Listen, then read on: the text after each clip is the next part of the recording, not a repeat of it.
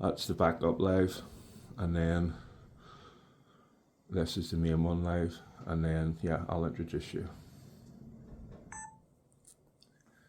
Testing. 1, 2, 3. Let me see. Yep. Okay. Hello everybody at home. I'm Gareth Bishop. I'm your local carpet and upholstery cleaner, and I double up as the host of Behind the Beer and the Banter. So tonight, me and Big Jackie Morrison are going to go behind the beer and the banter. Yep, cheers. I'm obviously in keeping with the show, going to have my beer. Big Jackie is on the water. And I just want to thank you, first off. I know I've thanked you, a lot of times for coming on because I really, really appreciate it. But this is the official. Yep. Thank you for coming on, my man. Yep. We are going to go, not to bore too many people at home, but just a wee bit of context. Me and Jackie obviously grew up together in Belfast, Antrim, and then there was a big 20-year gap, let's say. 25 at least. Easy, mate. Easy. And then I joined an MMA club, and I was scrolling through the Facebook, and I was like, is that fucking Big Jackie? I was like, fuck off. But it was like the before and the after. Yeah. So obviously, I hadn't seen you in a long time. I grew up knowing, in my mind who you were, and then you were still that person, and then the next fucking photo or video was not that guy. So that's why you're here. We're going to talk about that journey, and we will get there. Yeah. But me being me and the nostalgic bastard that I am, I have to talk about Antrim, mate. But there's only so much we can talk about, or else we'll be here at 6 o'clock in the morning and you'll only be able to put out about 30 minutes. That's how it will go. And it could be the police, it could be other people waiting out the door, waiting on us leaving. Yeah. It's better, 99% of it is better left on talked about. Yeah. But we'll talk about some of the more wholesome moments.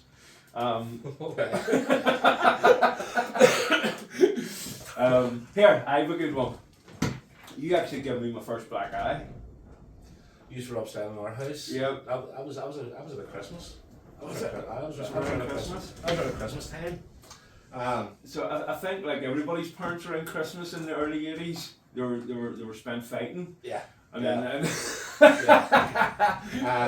and then my sperm donor wasn't there. Your sperm donor wasn't there. Mine must have been out rocking and rolling, and the kids and rest her wee soul, Agnes. Yeah. She was out. She was kicked out. I don't know what was going on there. I was about 4. You'd have been about 6. I was 7, right? You were 7. This is And then we're all fucking about in the bedroom. We're all fucking about in the bedroom. I get fucking scalped with telly. We didn't even have TVs in the bedroom then. I think we were lucky we had a lamp. Back in them days, man. No, there was no mobile phones. You were lucky. You wouldn't have a TV in your bedroom. Very lucky if you did. Remember we used to have to put 50p on our TV? Yeah. Remember we used to have to put 50p on. You robbed it later. So that, and then I remember going down. We were up in your room. We were all fucking toy fighting. I got scalped, and then I remember running downstairs, and then I did a swole up like. But back then, we had no idea really what was going on around us like that with kids. No. I remember going to. We went to a women's shelter. Yes. Up in the Lisburn Road. Yes. I can remember my mum saying to us, right, when we were going up the, I can't remember what's it called. I can remember thinking, yes, happy days, because there was other kids and all up there, and there was no fighting. I think, it was like a fucking holiday. I know. I was only up, I think I've drove past it a few times, Ulsterville Avenue. Yeah. Over in the south. Yeah. And, The early 80s were nuts, mate, growing up in a housing estate in Aye. the early 80s. It was fucking bonkers. Aye. But as children, you don't know any better. You've nothing to compare No, to, no. and all your mates are in the same boat. But again, you have to take. Yeah, I think part of them experiences too have built us to what we are now. Yeah, yeah. 100%. You know, like having a shit day. Fucking, it's a blessing. Oh, it's a fucking blessing. You know, like, Saul, he'd probably see a wee bits and pieces of this. He'll understand a wee bit more. You know, this is why I'll never be like a cunt. No. You know, No, I know no. 100%. You've seen behind the curtain what it can be Yeah, like. yeah. That's why. And you'll That's you'll defend any situation that threatens that. Yeah, fucking right. You know, but that's a credit to you, Yeah. because like as we know, like Some people just use that as a crutch and fucking. absolutely, and we're not all cut from the same cloth. No. You know, but yeah, so that's the wholesome side of going on, Andrew. Your dad makes her mad Christmas. That's what we can talk about. No. That. But you know what? I wouldn't change it. No, isn't that the? I wouldn't I hate change- I using the wouldn't- word weird, but Yeah. isn't that the weird thing about it? I You wouldn't wouldn't, cha- if you no. could go back in time, you wouldn't change it. No. But as you touched on, Antrim is for another show, Yeah. another time. Yeah. Because You can maybe do a late night version. a late night, Late- a late night, a late night. X-rated, Dark web version. dark. Dark web version. Where we're talking with fucking. What's called them? Like microphones. Oh, Distort yeah. their voice now. Oh yeah. Ballycravas and Uh, our voices distorted, and locations Uh-huh. aren't allowed to be talked about. But mate, you know, I do love Antrim. Like it's fucking, and you only really have something to compare it to when you live in another town. And you Yeah. realise that Yeah. every other town ain't like that. No. But like you know, just before we do go down a rabbit hole, it's Yeah. like you know, how much acid did we take? Like. A lot. Fucking lot. Like, acid was always my favourite drug. See before anything else. Man. Like acid was always. Ah, But I would be scared to take that. I couldn't. I wouldn't be mentally fit No, I don't think to it. go on those marathons. No, Those not a chance. fucking, No. those acid marathons, those trippy marathons. Like we Lad were. at 5 o'clock in the morning, fucking listening to the birds, and he felt dirty as fuck. Yeah. No matter how many Yeah, you were showers I had. falling off your conkers for a Ah. good 14 hours. Like Uh, that was a journey. But yeah, no. I am 250 acid. 250 strawberries. I couldn't go fucking wrong with Down those there, strawberries. The blue penguins. I blue How many penguins. did it have? No, For the first hour. But why I invited you on the show, because me and you can talk about this, you know, at the gym. fucking the conversation we've already had. Yeah. About a year we've been back in obviously, contact. Just over a year, right? Yep. Jackie takes me on a Monday night for pads, and it's fucking brilliant. Obviously, it's a good workout. You get busted, but we'll have a good I'll laugh. have a good yarn, like. 2-pack. Yeah, 2-pack will always be pumping. I needed a bit of DMX the other night, so I was tired. And I was like, Jackie, I can't do the finisher. You might change out fucking soundtrack. Give me something with a bit more fucking bass. I always try to make finishers good. Yeah. Disgusting. I thought we were done. And then you asked me for 10 each side. Remember? Fuck. That was lethal. But you need that encouragement. But we'll get to all that. Yep, so that's Antrim out of the way. Yep, thank fuck. Thank fuck. My anxiety was coming back. But yes, so this is the Behind the Bear and the Banter, the MMA and Jiu-Jitsu edition. So tonight's conversation, tonight's sit down is going to be about your journey from, you know, weight loss to training to competing, to pads guy to fucking, people don't realise that they've maybe been to many a Wrath event, but you fucking built it.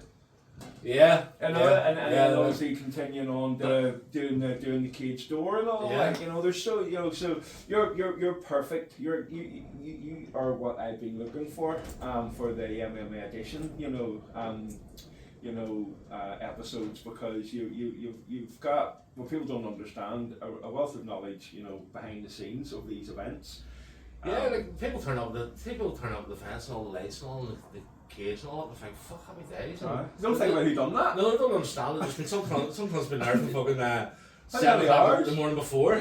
Trying to wait on Monday too, turn up my gates.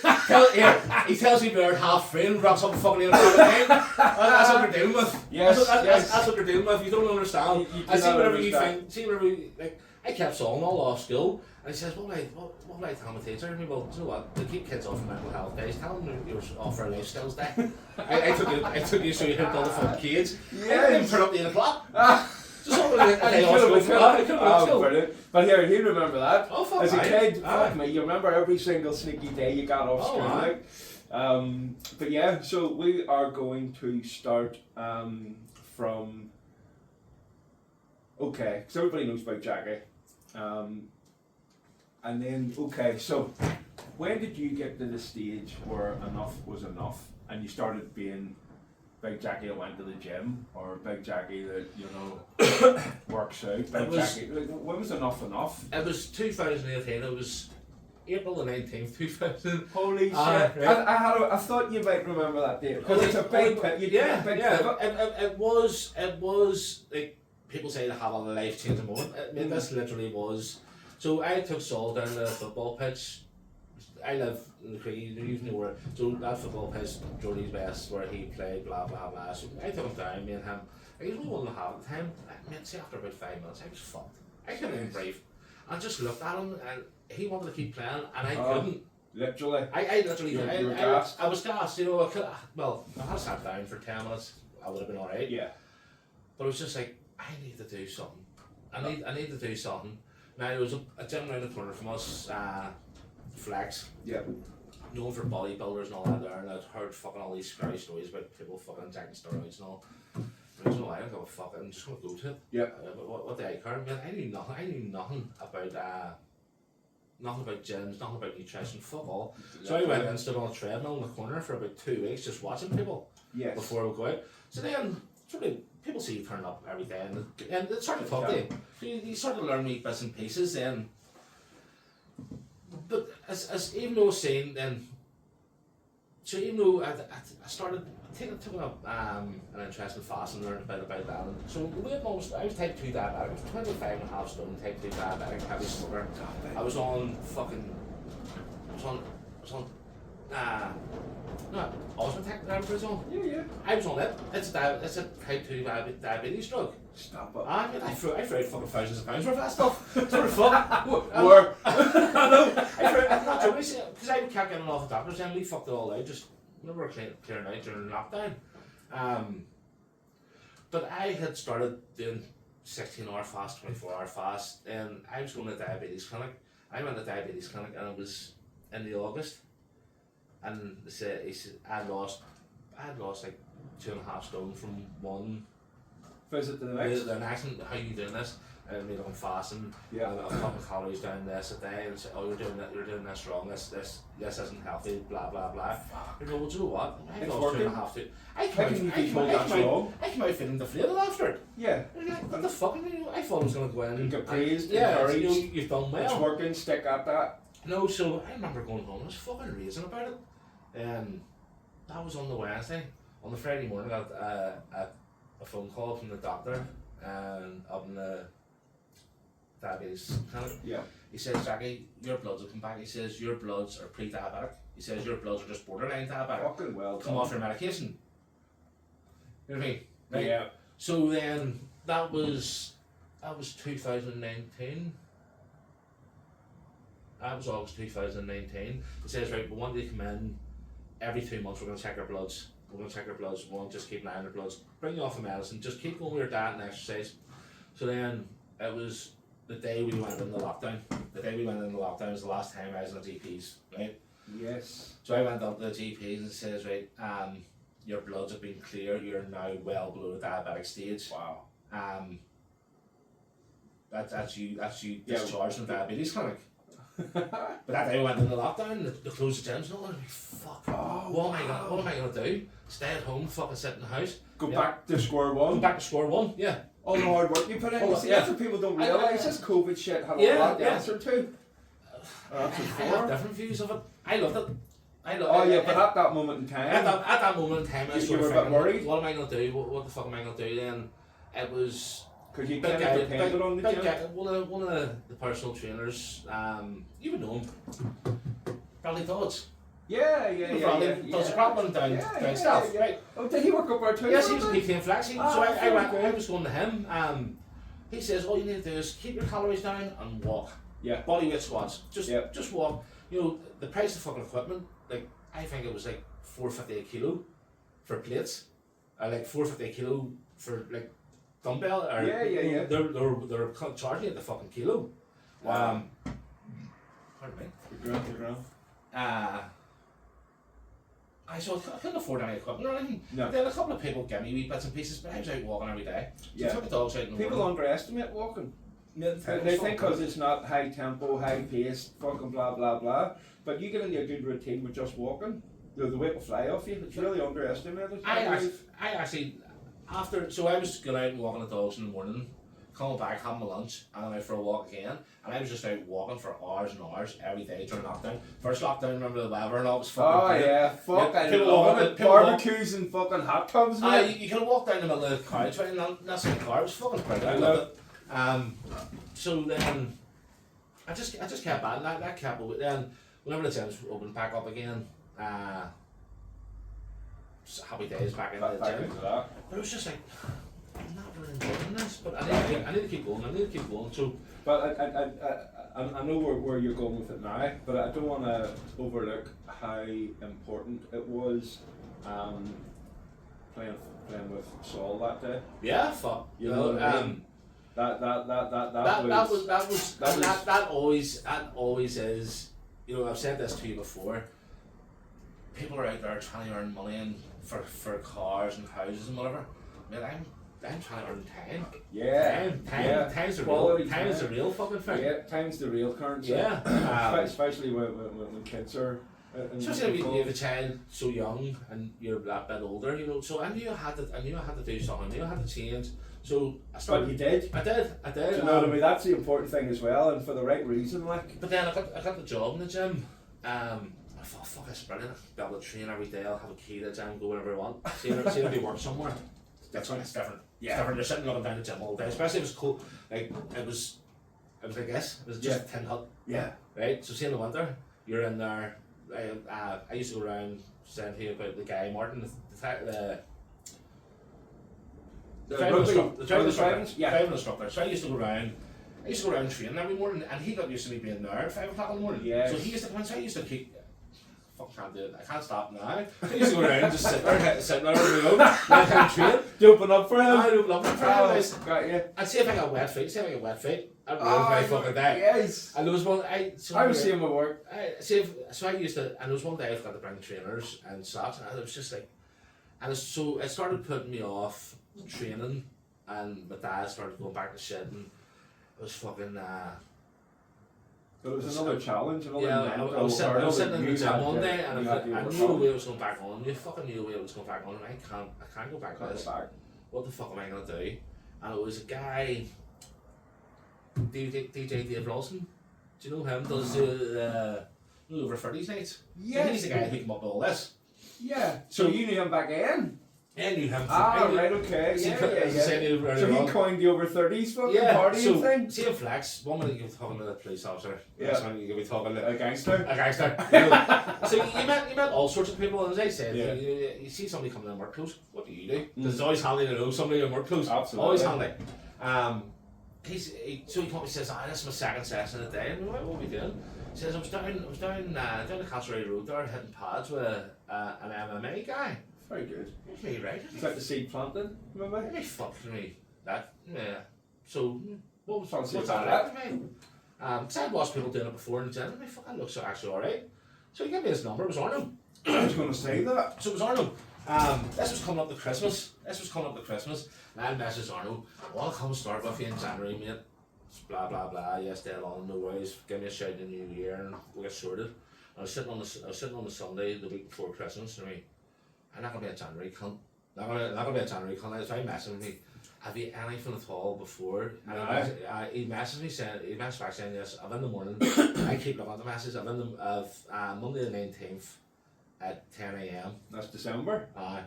So Monday the 19th. Monday the 19th of December. Christmas Eve too. Yeah. That's that fucking. week. That You week. wanted to get going. I just didn't want to be the January person. Yeah. I just put it off. didn't- It's another form of denial. Yeah. Putting it off, putting it on, putting it off. Yeah, I guess it's January. I was like, no. Yeah. So it was just right, you know what? And even in the morning whenever I woke up, I'm like, fuck, should I was going to mess and cancel. I'm like, no, fucking, I'll go down, I'll do it.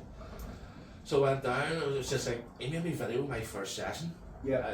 I mean, why? He says just to go back and look on you. Yeah. So I know it's Down the line. important to And do see, that. whenever I've had a really shit night training, I've got my cunt kicked in the sparring or something, Yep. I go back and look at it and think, Don't forget how I'm far not a- you've come. and like, I was Kind of really thing. shit there. I'm still shit, but just not as shit as what I was Well, then. you're not as shit as the guy that went out, couldn't walk, couldn't play football. Yeah, His kids yeah, for 5 minutes. Yeah. How no. far have you came from that guy? Yeah, fucking right. Yeah, no, it's a good wee trick. To So remind it yourself. was. Do you know what? I'm not gonna be a January person. I'm gonna do it now. So and that was it. That was it. So I give him a pre-booked a couple of weeks in advance, just because I'm miserable. If I pay for something, You're doing it. I'm doing it. Getting money's worth, like. I find that if people pay up front for people like in my sessions, if so say there's a couple of girls come in together and they pay me for a couple of sessions a week. Yes. So they will pay me at the start of the week. Yep. And they're gonna come the rest of the week. Yeah. Yeah. Because they've paid at the start of the week. Yeah. You I know- know there is some kind of psychological Yeah. hack there. Yeah, Like, you know, if you've paid, you're turning up. Yeah, I am. I'm 100% turning up. Aye. Or if they don't turn up, something. Genuine. Something genuine. So when, yeah, so we know when enough was enough moment. Yeah. And then you started going to the gym, and you I kind got there enough is a poem, enough is enough. Yeah, and then you kind of you were getting a bit you didn't know where you stood, but you were looking. And then the chance encounter where the guy said about the pads. Yeah, so went down, done the pads.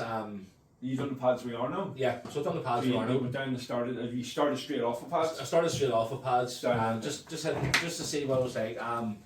Then he was trying to open a wee studio. He was trying to open a wee strike fit studio down in East Belfast, but it just wasn't taking off. And he says to me one week, when I went in Saturday, he said, look, Yeah, it's not working out for me down here. He says I have this whenever he had hybrid up in Duffin Avenue. Oh, did he have it as well? Yeah, he had it as well. Oh, right. He says, look, I'm just going to be concentrating on everything up there, blah blah blah. He says I can give you the numbers of other people Around the in the area who I think pad. Right, so whereabouts in Bangor is the gym? He says, well, it's just as you come out the train station. Now, I still don't drive. I refuse to drive. Emma's trying to get me to learn to drive. No. I went and got my provisional one day, right? I went and paid for my provisional, and she was driving me down the Creedy Road, and somebody walked out in front of us, and I beat the horn, shouting out the fucking window. No. I mean, no, I'm not a driver. I'm not a driver. I don't have the patience to be a driver. But I know you have the same approach to ironing. I'm not Aaron. And I know you have the same don't give a approach fuck. to driving. Yeah. I think you've had the same approach to, the weight loss. You just fucking decided. Yeah, Enough's enough. Yeah. I'm not doing that. So yeah, that's part of your makeup, like. So Arnold said to me about, like, look, do you know what? I thought, I work in a gym full of people full of steroids. They all think they can beat the world. They can't even fucking move around. Like I was more nimble when I was on Fat Club than I was these bodybuilders, right? What's going to be like in a gym full of fucking people half my age who actually can't. You've seen someone that can all fight like fuck. Yep. But see, from the day I walked in there, you know this yourself. You're not treated any different than anybody else that walks in. Everybody's treated the exact same way by everyone. Yeah, and I think that's one of the things we have to highlight. Yo, fuck that. The preconceived ideas of going to an MMA gym. And you think everybody's gonna kick your cunt then? You think it has that egotistical mindset, culture. You're just there to be fucking bait, but fortune favours the brave. You were brave enough to get in an MMA gym, and you seen from the inside that this isn't what I thought it was going to be. No, well, I started them down. I was doing the one-to-ones still with him. I wasn't doing the classes. I was doing the pads with him. And Arno, you know yourself. Arno's not about money.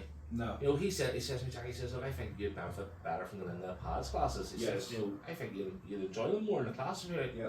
well, fuck it, I'll give it a go. So I started doing the wee pads classes that I take. Yeah, I know. That I take. Full circle, boy. Yeah.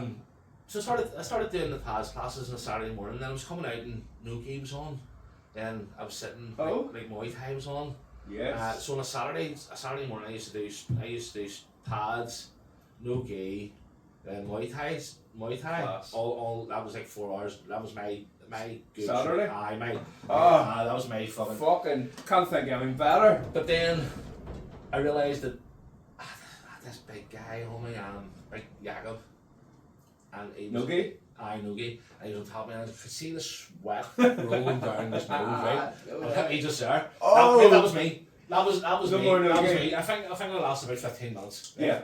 So that was me. I don't grapple because you have to be comfortable with a man's balls in their face. You have to be comfortable. You have to be comfortable with your cock rubbing around another man. Yeah. But, you know what? It wasn't. Or his cock rubbing on you. No, tip to tip wasn't even bothering me. It was a sweat and nearly went in my mouth. Closed guard. It's basically missionary position with a man. Yeah. It is. Oh, Jesus. But I was enjoying the Muay Thai. Yes. Right, you know what? But I wasn't taking anything off the Muay Thai because I was that tired from the no-gi. Got you. Yeah, because it was class after. Yeah, it was a class after, but you know what? I'm just going to take a break, have a coffee. I'll still sit and watch it. Sit and watch it, sit and take a bit in.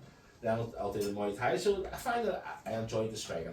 Yes. I enjoyed the striking. And you got to lean into what is rewarding for you. Yeah. Do you know what I mean? Because it's hard enough to get to the fucking gym. Never mind going. You talk about a runner's high. Yes. You had a combo on the pads. Ah. Fucking flawless. You know yourself. Yes. There's some buzz comes from that. Ah, man. And when you're authentic about it, it's okay to get it wrong. It's okay to get it wrong. It's okay. That didn't work out. You made a mistake. Yeah. You messed up. But that's what makes it so rewarding. What is it Bruce Lee says about 1,000 kicks? Yeah.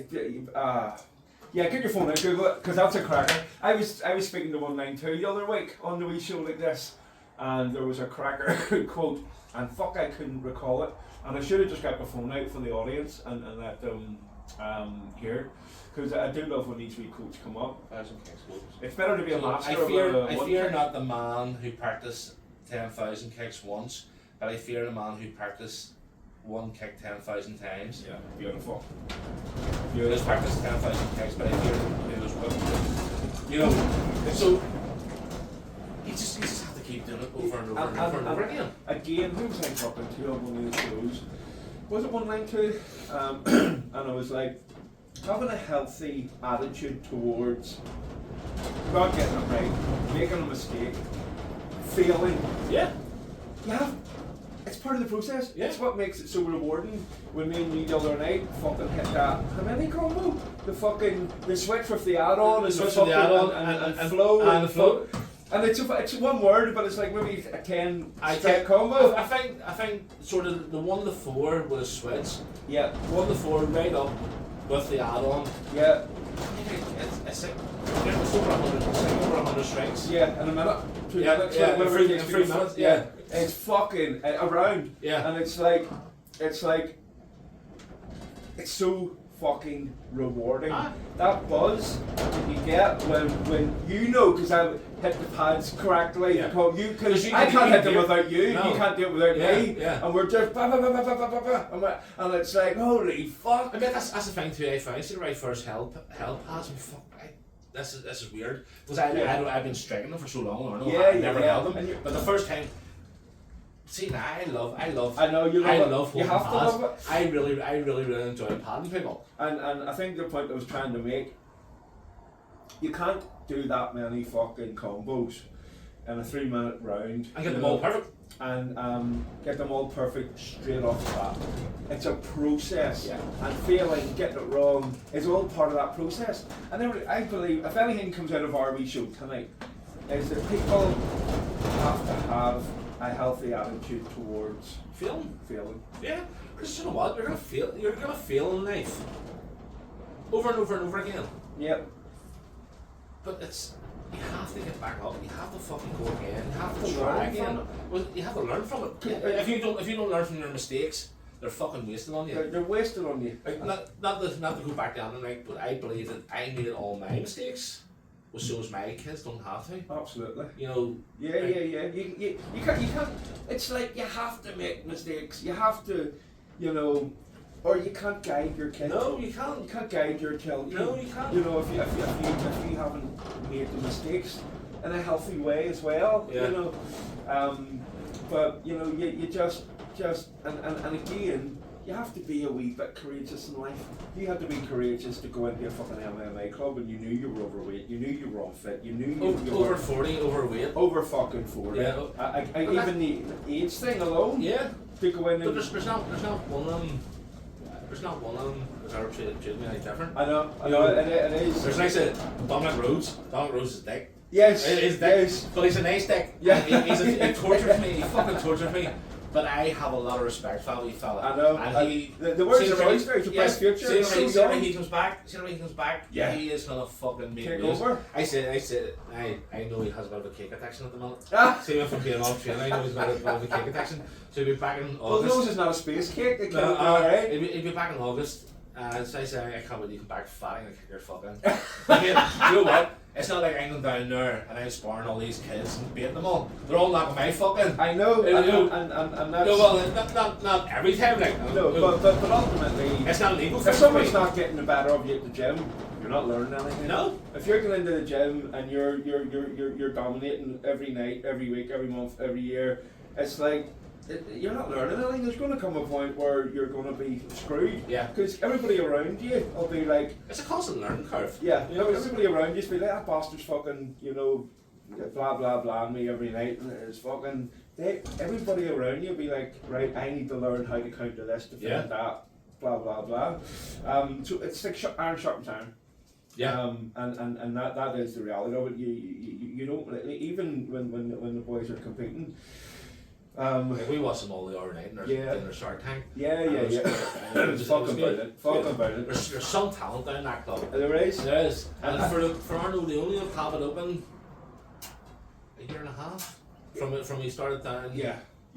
Cover over. So what's this? This now. raffle set up this week on Friday is the fourth one that he's set up. He's had from We'll give Raph a big shout out on the 4th. Yeah. George, you doing the cage door? Yes. Oh, Yeah. You built it. Oh, Yeah. So that's I actually need to Because give Steve Miller a shout. Yeah, we'll give 192. I give him a shout during the week to see what time he's going to fucking let me down at. So if he says to me, I'll be there at 3 o'clock. I'm not going to turn up the 8 o'clock. Don't keep Saul off school. But yeah, so Saturday the 4th. Saturday 4th, Shorts Club. Raph, you you can't can't go come with a vengeance. You can't get a shit seat in that place. No, You can't see that's the way. actually built for it. And see the way the kid sits down in on the dance floor, Yeah. and all the seats are all around it, Yeah. and you have the stage there for the VIPs. Yeah. Like there's not a shit seat in that house I know. where you don't see down In in action. That, you don't see down in that case. Like you know yourself, you go to Cage Conflict, you go to Akuma, you go to different ones. You have to look up, and I'm seeing her doing all that shit on the ground. I don't like. Yeah. You miss it. See, you're turning around to watch the fucking big screen, and you're sitting like that there with your fucking neck, But When the boys are grappling, you're. I'm on the phone. I'm on the phone. Candy Crush. See if it goes around. Candy Crush or something. I just. But see, I watch fighters come out and go. They're compression shorts. He's a grappler. Yep. They're more tight shorts. He's a striker. Yep. 2 strikers. That's gonna make you fight. All them we Yeah, it's all them wee fucking things. I do the cage door. You can't get any closer. But on the other hand, there was a guy for him and I smell his hole. Stop up. Because they're that close to the cage, and you have to stay. You have to stay Yeah. there. Yeah. You have to stay there. Safety as well. Yeah, you have to stay there. But you see every Yeah, it single doesn't get thing. any more rough, rugged, and raw than that. No, the fucking sure done. But yeah, no. I'm looking forward to that actually. Because I think. So that's the cage, the whole cage thing. I've been training with Arnold for a while, and it started going up in the hybrid, and it was Fit the Fight was on up in Le Mans. I think it was Fit the Fight 3. It was up in Le Mans. He says, "We're gonna go." And you're like, "I don't really know anybody. I wouldn't just rock up. Wouldn't just rock up and not know anybody." He says, "Look, you know what?" He says, "I can always be doing my handle." Oh, is that how all the cage door stuff? Well, come in. Yes. So Gotcha. he says, come up, he says, I can only put down my hand, he says, you can do steward, he says, you can get to watch the fights, Yeah. you know.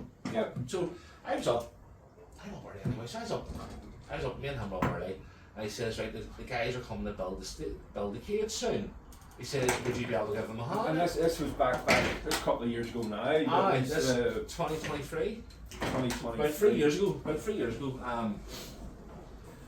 So yeah, I'm dead on, no worries, and says, right, there's the kids now, and these two fellas, man, you think, I know him somewhere. Where do I know him from? I don't know where you understand with somebody, you start asking like broken questions. Like whenever you're at school, trying to find out what it is in somebody else, what school do you go to? And 192. Stuff up. 192, so it was, so that's how I got back talking, that's how I got back in contact with Stephen. Brilliant. So he always says to me, you know, like any shows you want to go to, he says, give me a shout, he says, come up, build the cage with me. He said, that's you in. So it was his Akuma, and I messaged him. Remember, I met him with case conflict. Remember I say case conflict. Remember you says to me, any show I want to go to. You probably regretted saying that. Any show I want to go to, you know, give me a shout. How was I mean, what about Akuma? He says, you don't need to ask. Right, so, let me come up to Akuma. I sent him a message. What day he set up on it, then next day he phoned me, he says, it's actually going to say, do you want to come up to the kids' door for me? He said, because I'd already done a rad for me. Yeah. He says, I have a fella from the club that normally does it. He says, well, you haven't been trained that. He says, I haven't seen or heard from him for a while. Yes. He says, so come on up and do it for me. I said, happy days. So, I got her and Ted's seats, and I got to do the kids' door for him, so I've done it twice for him. I opened the gym beater and it's sad like it was just I think it's just where it was. Yeah. You Park gets in the middle of fucking nowhere, like. Aye, and I would imagine, like the Akuma's at Jim Baker, like you have to get a taxi there. Oh fuck. Or drive. There's no buses. And then what are you going to do after? There's nowhere to go. There's nowhere to go. So it's kind of like, I understand, you know, good stadium, good show, good blah blah blah, but that's people's nights out. Yeah. They're not driving up, watching the fight, driving home. Yeah. They need pre-drinks, they need the vibe, the show, and then they want to go out for dinner or drinks after, or a nightclub after. Where are we at? Fucking You're Hilton. Do you know what I mean? And then you're not going to go into fucking Hilton. No. You know, don't get me wrong, you might do, but you know, you want to get on it. Yeah. You know, you know, I hope he gets to come up and run again. I hope so too. What's the experience? I said I still make him official t-shirt. No way. In the house, Staff. I says to him, we will throw out my t-shirt. No, he says, hold on. He says, I've put Akuma 3 times now. Right, so hold on for a while.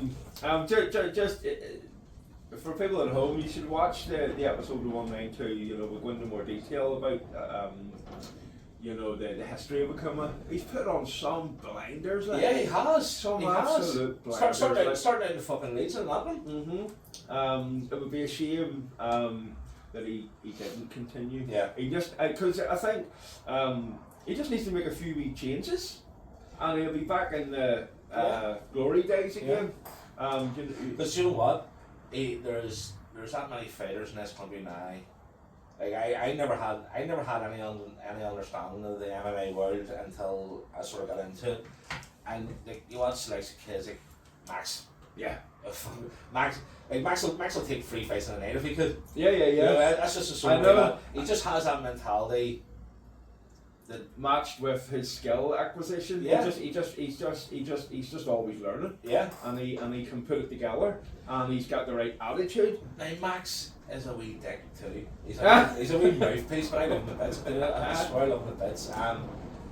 He goes from being a wee dick to when he was on the mat coaching, he turns into coach mode straight away. Yeah. Even every sparring, he kicks your fucking and he comes and tells you what you've done wrong after. Yes. You know, that's just. But that's what I love about it. Yeah. Because I've been to gyms before, training, and they don't sit and have that wee 30-second chat with you. No. And at the end of the day, you know, black belts are black belts. Fucking, you know, they know lots. They know more than most. You know, That's an horse going. yeah. That's nice. So yeah, it's like you've nothing to be threatened by with a white, blue, fucking No. purple, brown, whatever. Sit and have that wee chat. But that's when egos get into play. Yeah. But I love the culture at Hybrid Arts. You know, under Arno. He has such a good family culture, like you know yourself. It's Emma's one there for every all day and of all the for week. one. Like, The child, you know, yeah, if somebody's got a problem, we all have a problem. Yeah. You know, it's just a close knit.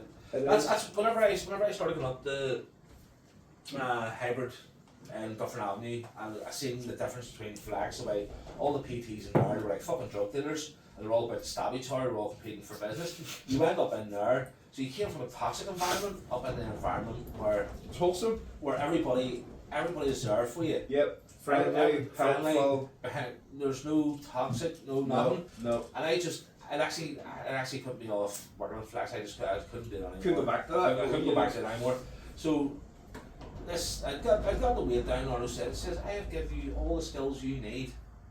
He says, go out on your own. He says, pad people. He says, Arno, I'm not a fighter. I don't want people looking at me thinking I've got a heavy loss, got weight, and I was training people to fight. He says, you're not. He says, you're taking people through pad conditioning rounds. Yeah. He says, you're not. He says, you can show a basic stance, a basic punch, basic kick. That's all they need. You're not teaching anybody anything. All you're doing is busting somebody for a couple of rounds. And I can vouch for that. Yeah, and you know what? People fucking love it. See, especially girls. Yes. Girls love Yeah, it. yeah. Girls love hitting the pads. But at the same time, with the same token, you've put enough work in yourself. Where there's these combos can lose a bit of weight, but these are fucking real combos that you can apply. You can throw in a fight, and it's all stuff that I picked up from sitting watching the kids door, or just sitting watching the classes, or stuff that I've picked up with Arno, or stuff I picked up from fucking YouTube. Yeah. But But ultimately, taking nothing away from you, you've had the balls to take the walk and get into the fucking ring. that's see the first I've said about when Arno first made me record my first session. Yes. And we're like, I'm not here to fight. I think everyone says that, don't they? And then they get to the stage of they've got the He skills. says, I only know how to train people how to fight. He said, Yes. I only know how to train people how to fight. And whether they want to fight or not, it's Yeah. up to them. Yeah. You know, I'm just training you how I know how to train people, right? Yes. That's dead on. So I fucking loved it. Then there was one day, one Monday morning, he says, Reece McKee's looking for somebody about your size, about your age, for the fight project. He says, it's in 3 weeks. I mean, do you think I'd be ready? But Arno wouldn't put you in again because it's his name. He wouldn't put you in against somebody. No. He wouldn't put you up if he didn't think you were ready for it. Absolutely. But that fight fell through. And it was just like You've got the seed's been planted. Yeah. The seed's been planted. You know what? I've put all the work But in. I've been with all these boys while they're all doing their weight cuts, Shark Tanks, Shark fucking Tanks, camps. you know, their camps. You know, yes, it's just a culty white collar boxing. That's what it was down. It was in a shed in Portland. But The Wild Duck, but it was good wee venue. the Wild Duck. The Wild Duck. Fucking brilliant. I love it. So it was just a boxing fight, but because Rodney Moore's the ref, Yes. and because it's all MMA clubs, it's not Queensbury rules. Yeah. I went. So training for weeks, fucking broke my toe. Yeah. Broke my toe Yeah. 6 weeks in before the fight. I still trained because there was no kicking, so Arnold strapping up my toe and dead on. I remember putting my trainer on the night of the fight, thinking, fuck me, this is sore. Then the week before, sort of because Big CJ's on the buses, Yes. me and him would have trained together. He was on the same card. Me and him would have trained together a wee bit during the day. Yeah, the shifts. You know, because the session worked for me. So there was me and him done a few rounds sparring the week before. I remember I lifted my head and opened my mouth, and he just called me a thing there. Oh. And just fucking put me clean out. No way. But now I jumped straight back up. And Arno says no. He says there's only a couple of minutes left. There's only a couple of seconds left. Just sit there. Yes. But it's a humbling experience. It's a It's humbling a- experience. It's a very humbling experience that being was knocked probably out by the somebody you like. Yeah. Boys will be boys. Aye. So then It only hurts if you don't like a version. so we've done all this training, then like you had said about fighter mentality or the class for about Yeah. He says I think that that's instead, you know, like that whole day I was going to do this, I was going to do that. Man, I went in, my mind went blank. I long guarded him for 3 rounds. got a few shots, got a few digs. Got a few digs. He got a few digs at me. But it was, my mind just went blank. yes. My mind just went fucking blank. Right. I was saying a free leg kick. Because I simply because I was getting bait. That's all it was. I was under pressure. I was getting bait. So through a fucking leg boxing when you kick. threw the leg kick away. It was only because I was getting bait. Yeah. That's all it was. I'm just a great advocate for mindset, whether it's work or hobbies. For me, that there wasn't. I wasn't going in for the win. I was going there for the experience and just to feel a part of what all the rest of it, all the rest of it. And do you know what? See, in the morning of my fight, they were all messaging me. Good luck. You know, do what they're doing. You know, blah blah blah. They were all sharing the story. You know. Tell me this. So tell me this. Because everyone talks about, you know, like taking the walk, you know, and then getting in the ring, and you're on your own, like, it's you taking that walk, it's you, you know, before, you know, the ref says, you know, fight, like, that's how do you mentally stay composed? What's your story, or how did you take that walk, like?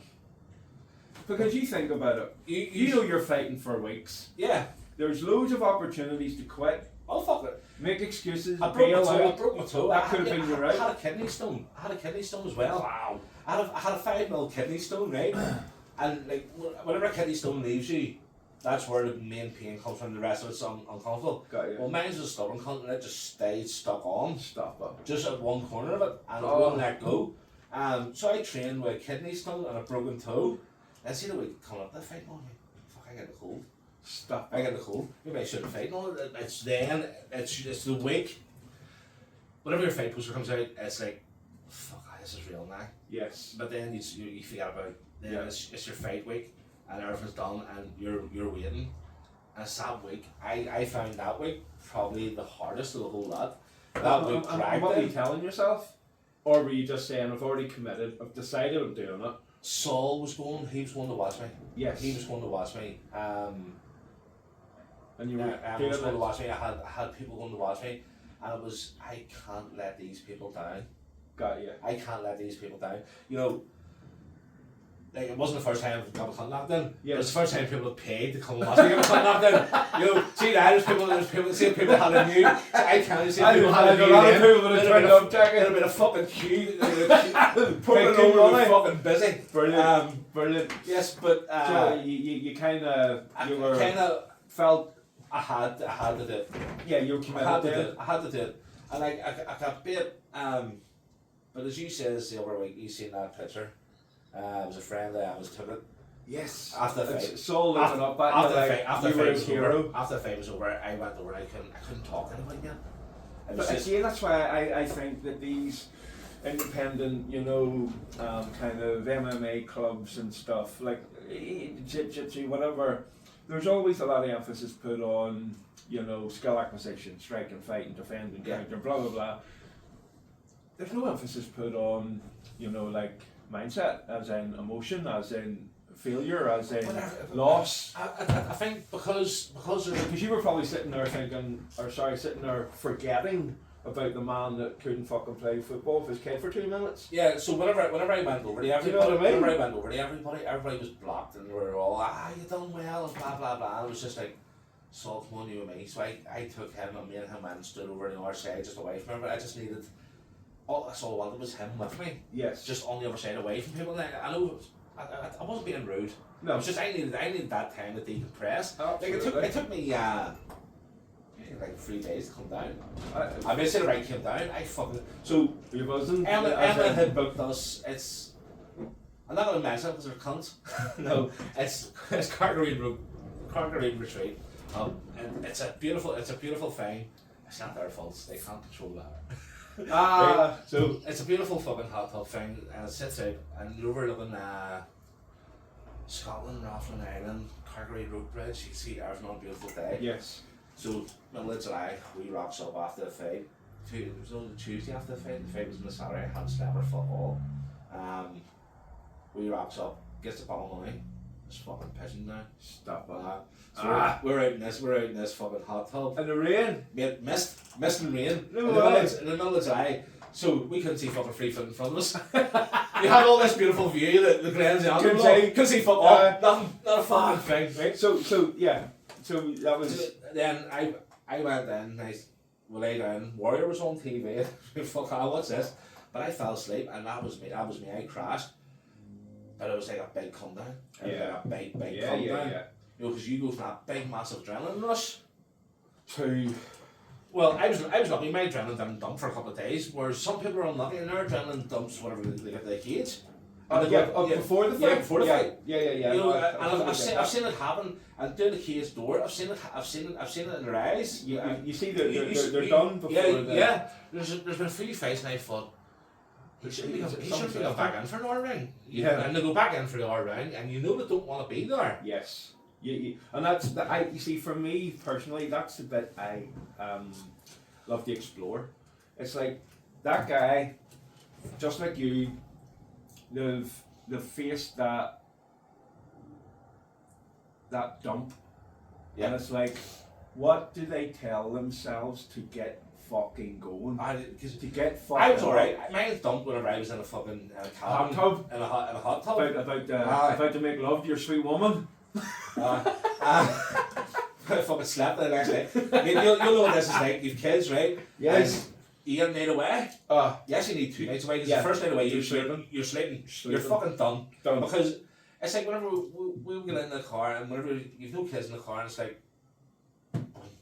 Oh yeah. So you need 2 nights away. Yeah, I swear to God, 100%. And that's an experienced man saying that. Yeah. Because we've all been there. You go away, you fall asleep, and then you try and make the most of it, and it's 12:15. You have to check out your room. It's done. And it's like, and then you're like, that money, I could have got the fucking uniforms. You know what I mean? You're like, it's fucking shit. But it's 2 nights. That's definitely a 2-nighter. 2 nights, But yeah, no, I love that bit. I'm quite passionate about that internal dialogue where it's like the monkey brain, the chatterbox. It's like we all have the voice inside that says you're not good enough, you're shit, you're a loser. I see especially coming up to the fight, I was like, Jackie, what the fuck are you doing? Come on, I love that bit. And that's what why, the fuck are you doing? I love that bit. And it's countering it. Whenever the when you're doing the walk and you're on your own. Whenever the fight was all coming, it was like, I know people who know me are going to be sitting laughing on what the fuck's are you doing? But then again... But are they? But then again... That's what the voice tells us. Yeah. But are they really? Yeah. But then again... they wouldn't have half the balls to do it. It takes a lot to walk out in front of a crowd. It fucking does. And it does take a lot. And here's the thing too. See, even your weight loss journey, never mind the next battle that you took on, which was competing, hand-to-hand fucking combat. Was there anything that you had to give up? What was your biggest sacrifice? Was it food? Was it, a social life? Was it, just fucking Netflix? What do you think what did you really have to give up to lose the weight, to gain more, or what did it's for me, I always think like, if I give up the beer. Well, to be honest, I don't think I give up. I think I got more. You got more? I think I got more. It wasn't as if you didn't say to yourself, right, if I give up this, I could achieve or accomplish. No, I think I actually got more. From my weight loss journey to getting in the MMA gym scene and the shows, I think I got more in life. Yeah, you didn't. So it was all about. The only thing was, it took a lot of time away from the family and all. You're training every day of the week. You're not at home on call. You're not at home. As such. But then it's quality time, not all the time. There's now. Like I could take Saul with me all day. Yeah. I have him all day Friday. Emma's there every night. So we have our family. You have completely Yeah, that's you've built it around your family. Our your family around. Our and Finn and all, they would come down and train as well whenever, like, they work in bars, so their shifts and all. Yeah. So I don't The hospitality it's industry's fucking no, wild. it is wild. It's not really fucking worth it. Yeah. But no, I'm there every day. Saul's there every day. It's a good environment for him to be in. He's not constantly sitting on the fucking Xbox, YouTube, or his VR. Yeah. And then I think I got more out of it. you got you didn't see it. At the start, there was no sacrifices. It was just more determination, resilience. It was more facing your fears. Yeah. Than actually having to give up and sacrifice something. It's that imposter syndrome. I don't think I'll ever leave. No. It's one of those things. Every level you rise to, you're always in doubt. Yeah. It's like, even me doing this fucking carry on. It's like, come on the fuck, Jackie. When you fucking grew up taking acid outside the shops, what the fuck am I doing here with this fucking carry on? Like how do we go from standing outside New Park shop with the living room to this? The living room. I know, man. There's only so much on the contacts. Like we stripped somebody's living room. Yeah, and rebuilt it inside our hangout. There's so many. 465 930. And that's the telephone box number. Call sign. The office. Is it still there? No, it's gone. We would drive down around past the old time. I think it just looks small. Isn't that a weird experience? It just looks small. Totally. I think it's something to do with seeing the farmers' fields at the bottom of the hill. Yeah. They're all trees now. I know. I think that's. I know. And I see even where we had went, where we were kids, like down the river. No, that's all grew up. That's all grew over. Where do the kids go now? I know. Where does Sniff go? What? They don't even sniff me anymore. Mate, the dumpsters. Good. Jesus, I remember one time. I can't. Fuck, it must have been about fucking 400 white bags blown down from the donkey field, and it was like a dumpster somewhere. But yeah, no, back to the more inspiration. And again, it's either I feel, there has to be more emphasis put on facing your fears. Like, how many fears did you have to face to become the guy, that couldn't do, football for a minute in the field to, so maybe that's the message that has to be fucking shared, like, that nobody ever fucking shared to me or you or, once we know that, in life, you have to face your fears. Yeah.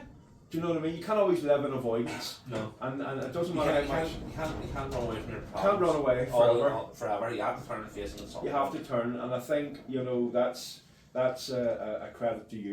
You faced a lot of them. We've spoken a few times of that stuff on that went through, excluding and all that's.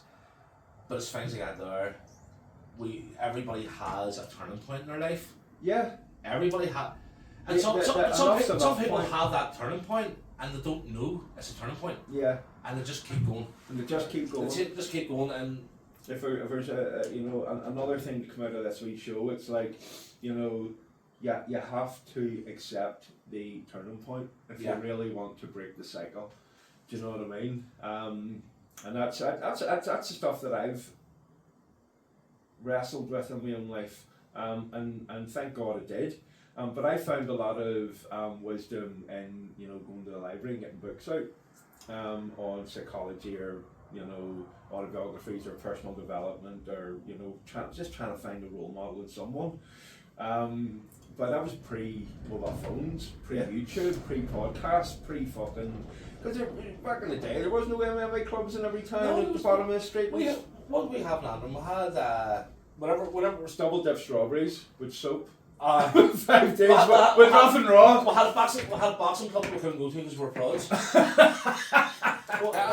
was fuck all. There was fuck all. There was no Arnos, there was no Stephen Moores, there was no people who were interested in getting us. There was no role models, let's say. There was plenty of there was plenty of people who left us on the street. Well, it took you this road or that road. And it's not a weird thing. There was fucking plenty of people who got you into no good. Yeah. But there was nobody who was a positive. There was no lighthouses. No. There was no. Well, your man. There was no. You think about it, Jackie. There was no fucking positive role models one bit. No. Isn't that crazy? No. One. Even in Ballycraigie, they knocked the church down. You remember Reverend Hassan? Yes. Remember the church? It's not there no more. The fucking, because remember that was his house at the bottom. That the was bottom, yeah. So there's no shit. Fuck, it was a long time ago. They knocked the church and all down beside the park. And that'll bring back another memory. The fair, the fair used to come to Ballyking Park. I remember one night taking acid at it. Yes. And there was people, we're not messing their names, right? No. Right? Because that's just so you can hear this, right? I'm going to get a beer for this one. This will be a good one. Right, so we're standing, I can remember it was tequila sunrises we got up the Raff and Raw. Yes. I think people will never understand. You can say you went to Raff and Raw for drugs. Yes. Well, unless you went to Raff and Raw for drugs, you don't know what going to Raff and Raw for drugs is like. You have no fucking idea. You fucking took your life in your hands. You went up and you put your money through a letterbox. Yep. On the hope that some cunt on the other side puts his hand back through your drugs. Yep. And that's just how it was. With the big security doors and like because there was fucking cars burnt out, there was fires, there was houses burnt out, it was fucking like Beirut. I took out. I remember me and Emma first. Did we took a drive around one time? Excuse me. It's different now. Why is all these streets when we have two houses in them? There's a fucking not the rest of them down. I swear the streets are Raff and Raw and there's like 2 houses there, 2 houses there, 2 houses there. I used to fucking knock them all down. Every other house was a drug dealer's house. Yeah, and it was weird because they were kind of like all the cul-de-sacs. Yeah. So it was a drug dealer house. If you went up the... Fuck, what was the name of it? What was it called? Top Square. The Top Square. Yeah. The Top Square, they had nothing at the Top Square. Who was the Valentine's. Yeah. Then you went down to the McGuiggins. Yep. I don't know if you've ever heard that. Oh, no, I remember that. So you're probably better off not mentioning anything else. So you had the Top Square and the bottom square. Top Square and the bottom square. Yeah. And there's two different routes to get in if you're going up through the Raff and Row Industrial. Aye, so if you went through Raff and Row Industrial Estate, to go to the top, you used to cut up through McCullen's Meats and all. My man, remember? Yeah. Oh, that's where my man, your man went. Up through McCullen's Meats, you used to shoot up the side of it, then through, and that took you straight up to the Top Square. But if you didn't, you had to go round and round through past the chippy. The bottom square? The bottom square. The mobile chippy. Yeah. You used to get 10 fags and a pound of 10 fags and a Coke for £1.10. Fucking hell. You're 5 days? And you're 5 days? I know. You used to keep your lunch. You used to keep your lunch on every day. Every day, £2 a day I got for dinner, and if I got to Friday, £2 a day, up to 10. I was attended for the weekend. Attended for the weekend. Wow. I know, man. It was fucking good times. Where was our role models then? But I've never had this sobering moment. This is where I think. This is where I think. Role models. We didn't have that. So this is where we should be. Mm-hmm. We should be positive role models now. I think we are. I try to be. Well, everybody in the gym loves you, like. Aye. And I know I haven't seen you in fucking 25 years, but you, just like back at the shops growing up in Antrim, everybody loved you because you had that big fucking smile and that big fun presence. And life hasn't taken that from you. You still have that now. I think I'm less of a dick than what I was. Used to be a dick. Cunt. I used to be a cunt.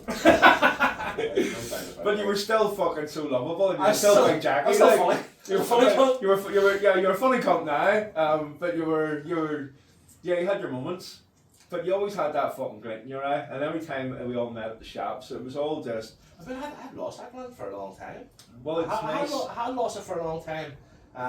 The older you get, well, life knocks the fuck out of you. Yeah, fucking knock off. But that's what I was going to say to you. It takes it out of you, and it's only sort of from I got into this sort of back into fitness, got my mental health back on track a wee bit. Then I got into this here, and I realised Jackie come back. Yeah, Jackie come back. Because in my brain, left you in Antrim, met you up this neck of the woods. You were the same guy. Yeah, but. Obviously you weren't in the middle. You couldn't have been because life's a fucking life's going to beat the fuck out of you. Yeah. No, life will beat you more than any One of the boys MMA. came up to me the other day and he was saying about he had a fella with his partner and he look, do you know what? See if that's the worst thing that happens in your life, you're doing well. You're doing alright. Sure. This is the best advice that I can give you. Something worse is going to happen. Aye, here. Something worse is going to happen. Have you noticed that there is no end to going downhill? No. Do you know what I mean? Yeah. It's like you think you're having a bad day, and then you hear about somebody else having a worse day, and then it's like there's no end to it. It can always get worse. I've been humbled so many times in my life. Oh yeah. Humbled so many times in my life that, but again, you need that.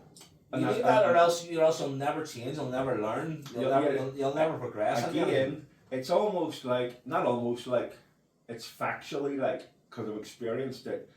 You need those sore moments to create that drive in you.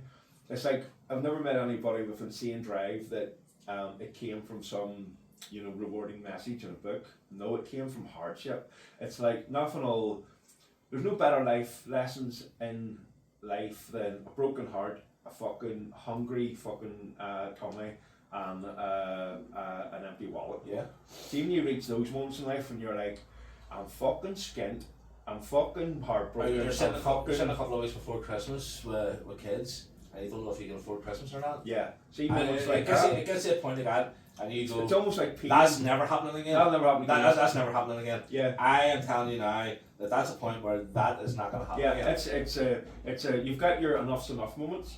You've got your that'll never happen again moments. And they're sore. They hurt. They're painful. Yeah. It's like embrace it. Yeah. And it should change you. Let it change you. So you have to, as hard as it is, whenever you go through something, you're not going to see it straight away.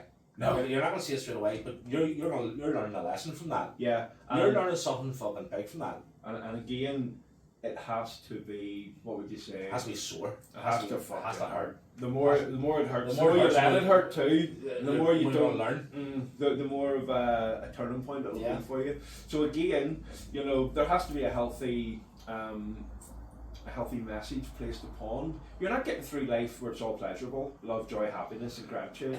See, if you are, you're very, very, very blessed. You're blessed. Being. You are. I've never came across anybody yet who has lived like that. Yeah. No, I haven't. And again, the other kind of weird phenomenon is people that have turned their lives around, very, very painful experiences, divorces, bankruptcies, losing a business, painful moments, turn their life around, get ahead in life again. What they always say is, if they had a magic wand and would go back in time and change that painful experience, would they? They all say no. No. It's a there's maybe one that was lost, Chloe. That's the only thing, and that's just because of what it done to the family as a whole. Yeah. That's the only thing. But my mistakes, yes, just my fuck ups, everything that I done wrong, absolutely not. Because that's what's built me into the person I am now. You know, I see the advice I give to people, I think, where the fuck that come from? You wouldn't have took that yourself. You wouldn't have took that yourself. Like, see doing one-to-ones and all with people. That's the other thing about being a coach. You are seen as a positive role model who has something valuable to share. It's not just about how to put damn combos together. I know. Arnold keeps pumping into me. He says, "Jackie, you were that. You're that." Yeah, and don't ever underestimate it. There's a journey there, and you've learned so many lessons. You've had so many life lessons. You know, you can go to a personal trainer who's 20 and they can tell you how to do. But I know whenever one of my clients comes in, I know if they're off. Yeah. I know if they're off. I know straight away. Yeah. As we're talking the other night about we can read. I can read a situation in a room straight away because we've always had to. We've always had to. We've walked in the rooms when we were younger, and you have to read the attitude in that room. or it's going north or south. Very, very fucking quickly. Have to. Yeah, So high risks. Yeah, I think that's sort of how I've picked up that I can pick up on the slightest fucking. Yeah. So again, being a coach, you have to. It's not just the physical. It's a mental part of it too. So if you have a client who is struggling through something, and they're not getting their results, because they're struggling through something. Part of the bigger picture is. Part of the bigger picture. That looks like you're not doing your job. People say, "Fuck, she's been going to him for 6 weeks. She hasn't lost any weight." Or she went fucking once, never went back.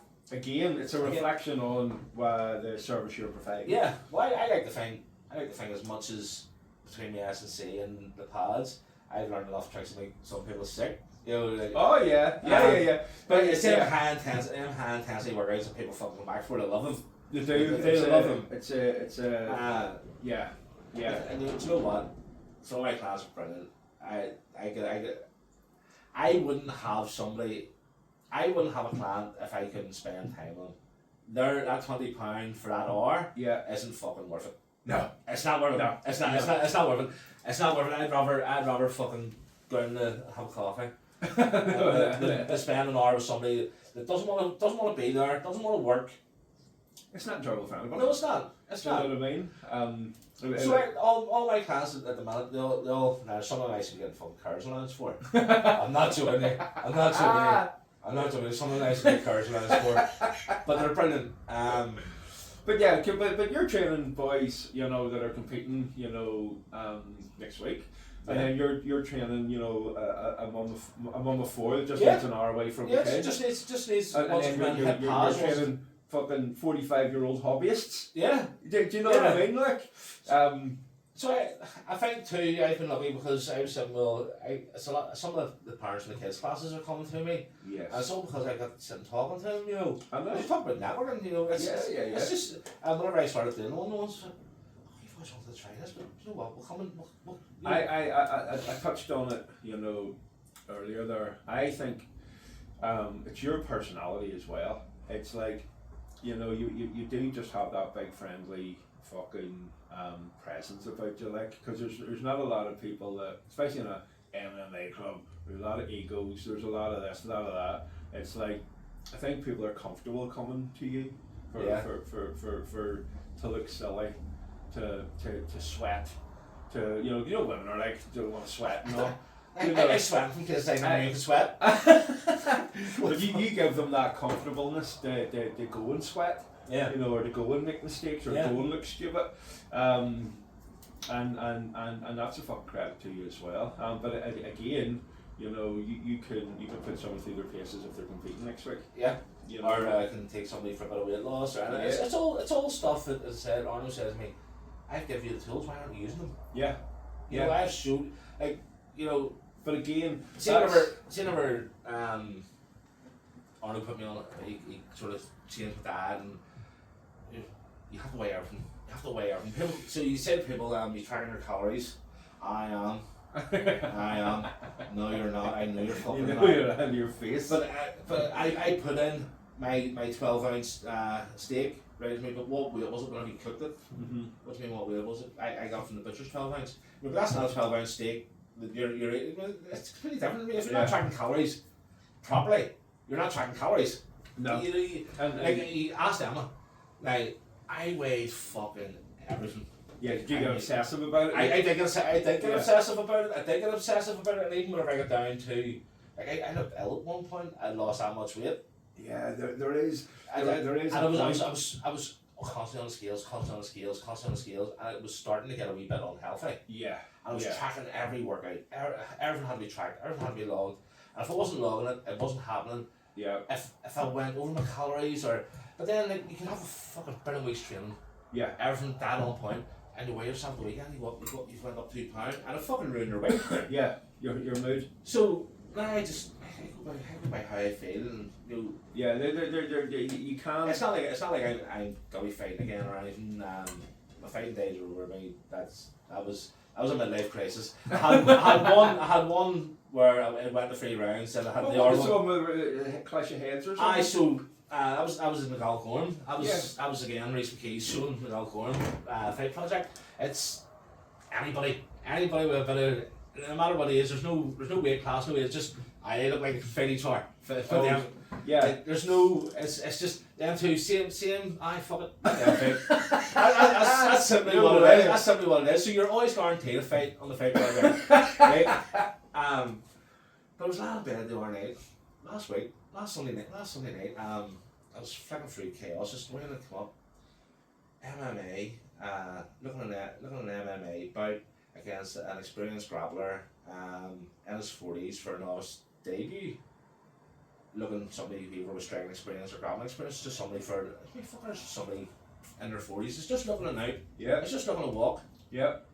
Should have fucking do it. Yeah. Should have did it. And hand in hand, you know what? I'll go and talk to Arno about it in the morning.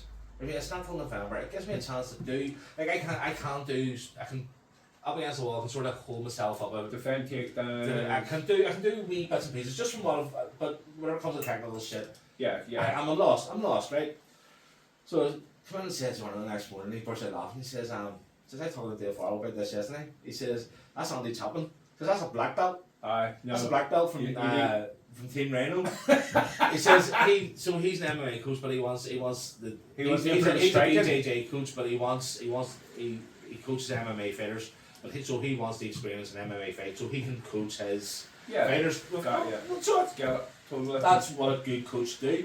Put themselves through what they put everybody else through. You see all them workouts and all that I put people through. Yeah. I do that myself. Of course, I know. You know, I do all that myself. So it was kind of special. No, I'm not doing it. Nah, fuck that. I'll just. I'll wait on the next one. I'll wait on the next one. But it just goes to show that there is a wee spark still in there. I think it was just because I seen that it was somebody in their 40s and it was not a novice debut, and I thought, you know what, that's somebody who's just looking a wee experience. Looking a wee walk, you know what, fuck it, I'll walk with him. Yeah, but behind the curtain he's got black belt experience on the ground. But then find out he's a black belt BJJ, it's just like, no, I'll fucking delete that. I'm glad I didn't message the page myself. I was sitting going, I was about to message, because there was no weight class when they're fuck all with it, so this must just be somebody just looking, just looking a wee run out. Yeah. Why not? Dodge the bullet. Dodge the bullet. Does a bullet. 100%. But so we've done the start. We've explored the middle. Yep. What does the future hold for Big Jackie Morrison? Well, this has been something it's been on the back burner for a wee while. So being in and around the shows, I love being behind the scenes in the show. Like, people turn up the shows and they think, fuck, this is brilliant, look at this. Yes. They don't understand the work that's went into it. No. As Steve Moore 192 pointed out, £45 for tickets, fuck all, I need to really look into it. Yeah. So I would like that. My next thing is, I've been on the big Aaron Wallace last year about getting into referee judging. Oh. Then me and Arno were meant to go and do a referee judging course down in Navan. Is this what do you call it? Is this an exclusive? No, I've talked about it. I've talked about it to a few people. I've talked about the few people, but Big Jackie the ref? Well, you have to go down the judging route first. Absolutely. So you have to judge 100 fights. Judging? Yeah, you have to, before you can get in and start the ref, and you have to go really? through So all is that the protocol? the protocol you judging then. Doing the judging? Yeah, doing the judging and refing. So you would have to judge 100 fights. Got you. That sounds a lot, but that's 4 shows. Got you. That's 4 good shows. You can do that. Fuck, I could have done that over. You've probably done it by the cage. I've done it by the cage. You've done it? I've done it by the cage. But you've got to do it more But officially. you have to do it more officially. But me and Arno working down to do judging and refing course last year. I can't remember what something happened. I think it was just a busy month for him. Yeah. And you know yourself. He Life takes a lot away. He's got his family there. Absolutely. And he's doing a lot. And it was just so you know what, it's on the back burner, but it is something that on the table. It is on the table, and I would like to, as Saul, this is one of the things too about the MMA. Me and Saul have that bond. Yeah. Like I know now Max Mahaffey is his fucking hero. Yeah. Max Mahaffey is his hero without doubt. But I'm alright with that because your child always does get a hero. Yeah. You stop becoming the hero at some point in their life, and it has to be somebody else.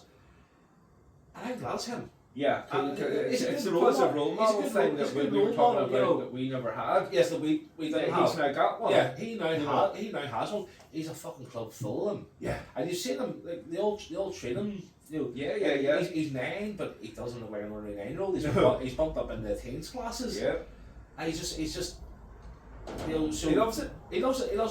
And you've done your job as a father. Yeah. So we sit and watch him. And he just stands and watches.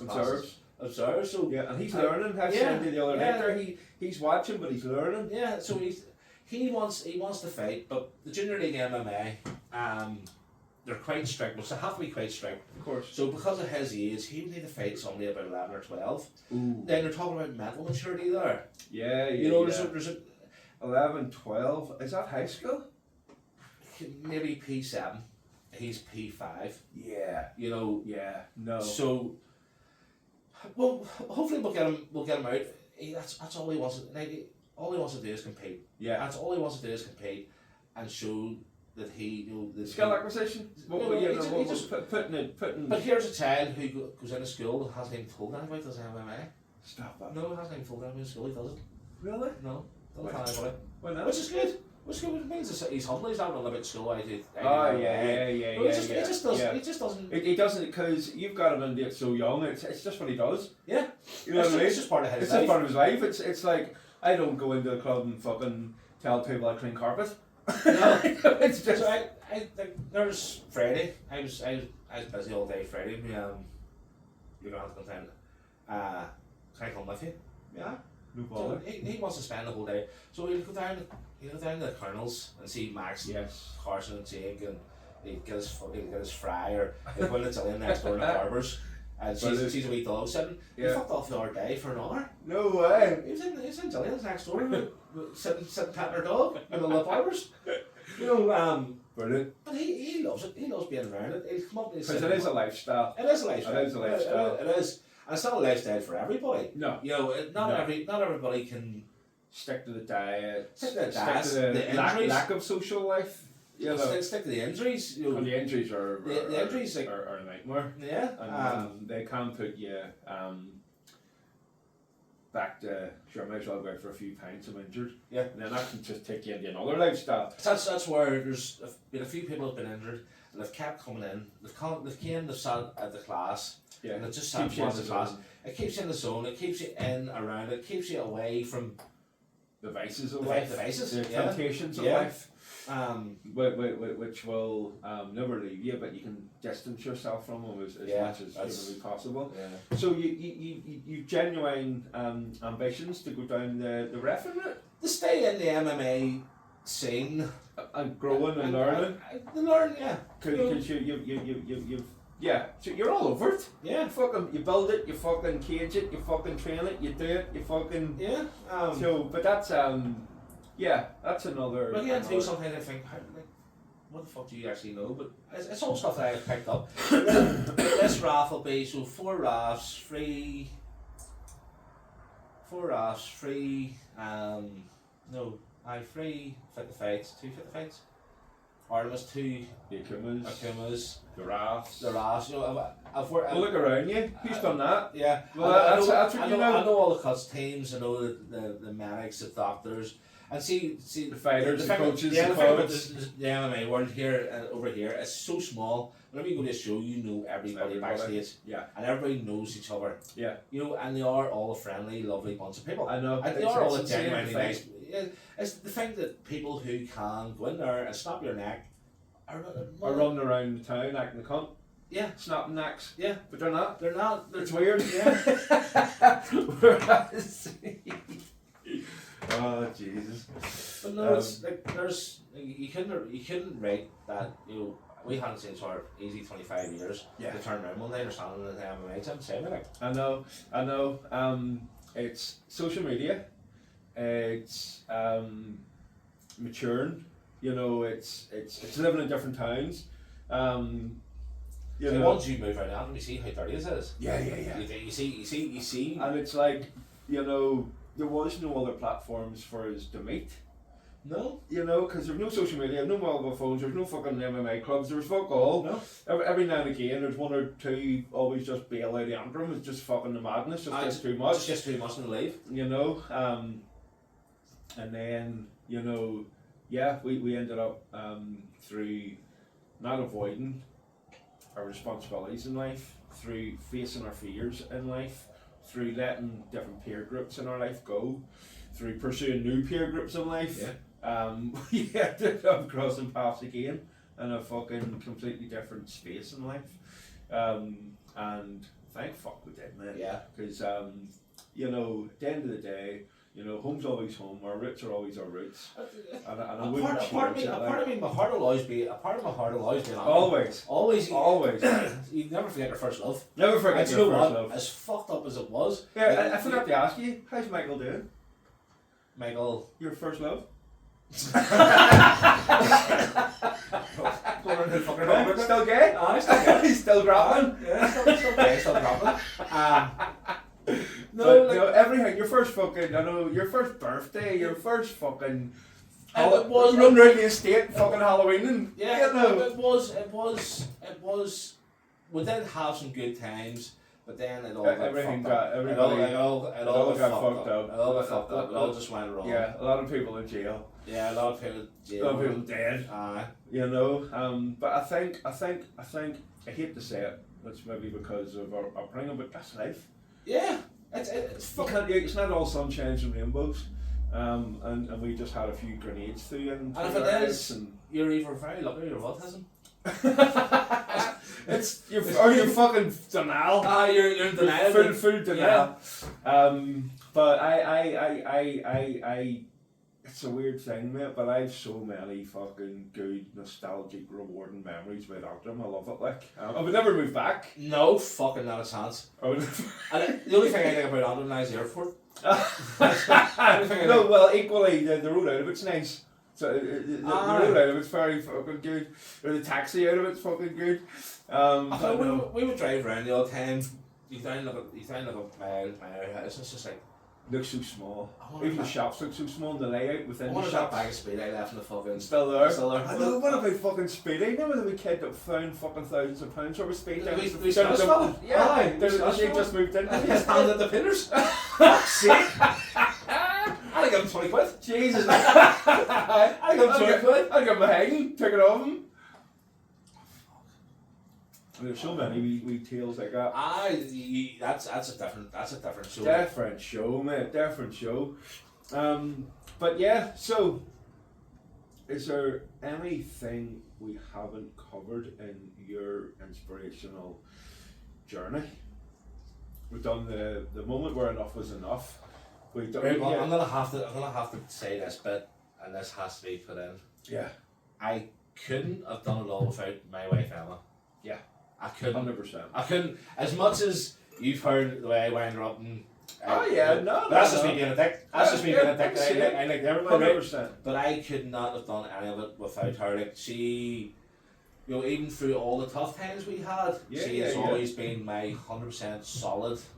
Yeah, she got you. Yeah, she got your back. Yeah, even whenever she has had to struggle her very self. With a lot of stuff. Absolutely. She's always been there for me, and she's always been there for the kids. Yeah. You know, but they say behind every great man's a great woman, like, and credit to all the good women. You fucking hate telling them that. Stupid. I know, that's why I hate this. I guess this is a bit of word. Cut the fuck. I think it's like this here ring, right? Yes. So whenever I first started training, it says, "Oh, you skip all them silicone ring." I don't wear a fucking silicone ring. Fuck's sake. I see now. I still have it on, like, but it's brilliant. I don't. What is it? It's just silicone. So it means if you see out for out working and all too. Say you're lifting something you catch. Yes. Is that over your my wedding ring? Gotcha. No, I don't have a metal wedding ring. See, because I lost all the weight from after I got married. It don't fit? It didn't fit. So you know what? Fuck it. I'll get one. And yeah, it's on your wedding ring. Yeah. That's a silicone, so you can silicone. You can train. You can train. If you catch it on anything, it's just gonna break. I know. It's not gonna rip your finger off. That's a lot of boys on work sites all would use them. Yeah. Because it's funny you should talk about that. Because today I was away looking at wedding rings. 16 quid, mate. 16 quid. Just tell Tommy you'll take a 16 quid. I will. I said to her I'll go to Gretna Green tomorrow. I don't give a fuck, like, but. Yeah, I think Gretna Green is a fucking tourist trap now. It costs you a fortune. Oh, is it? I think what I'm trying to say is I'll go to a low key, cheap, just do it for love. And spend the money on a honeymoon. Spend the money on fucking trailers and trailers. How them out of scripts. Make more money. More money. More problems. So, Jackie, this has been Jackie. Yeah. If anybody thinks that they know Jackie, they don't. They know who Jackie used to be. Matured. Who used to be. Yeah. And developed and faced his fears and sacrificed and was resilient and disciplined and wanted more for himself, for Saul, and he I tell you what, Jackie, credit to you. You became a role model. You became what we never had. Became what we never had. Exactly. And what a note to wrap up on. There, put it there, son. You're a gentleman, Yes, man. mate. Proud of you. So, thank you. Volume 2, Volume 2. straight out of Antrim. I don't think you get anybody else from that from all, right? No fuck. You wouldn't want anybody else.